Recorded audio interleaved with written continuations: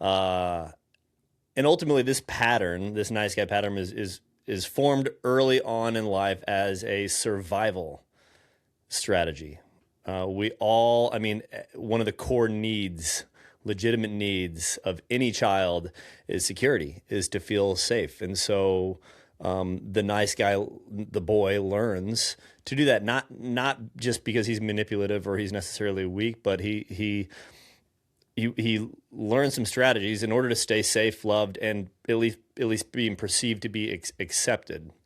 So early emotional environment.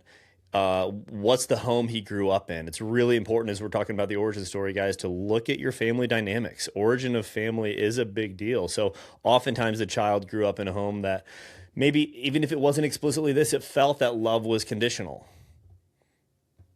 If I do this, then I will be loved. At least he perceived that for various reasons. Another thing that he grew up in is conflict feels unsafe.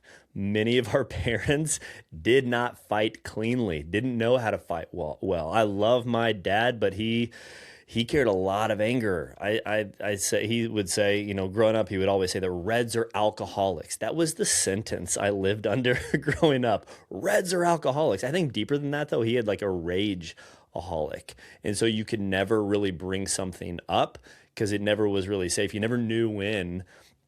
I love you, Dad. I doubt you're listening to this, but when Mike Red would blow up. He grew up in a home where expressing anger or really needs get maybe punished or really ignored or even shamed.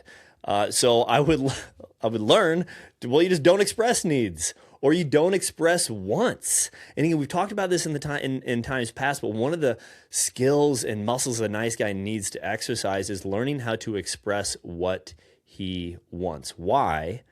Because of this, because he learned growing up that it's not okay and it's not safe. And so in order to experience, and this is all, so much of it is experiencing security and safety, you only experience that when you express your need or a desire and you realize, hey, wow, I'm not going to die. And oftentimes, just one more piece around the family and dynamic and the environment is parents are often emotionally unavailable or volatile, as I was talking about. Like you never knew when Mike Red was going to blow up or they were stressed.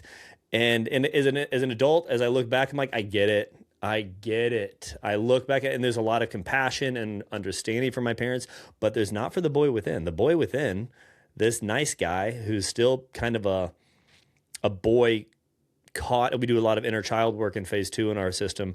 He hasn't matured. He's stuck in that kind of home environment.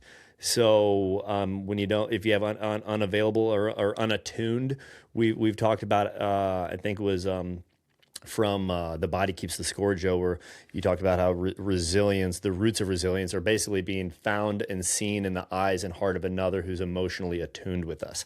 The boy didn't receive that. And so the child learns if I'm easy, if I am agreeable, if I'm helpful, I don't know if I'll feel safe, but at least I won't get rejected. And so it's a coping mechanism, a survival strategy that we learn from a young age. Yeah.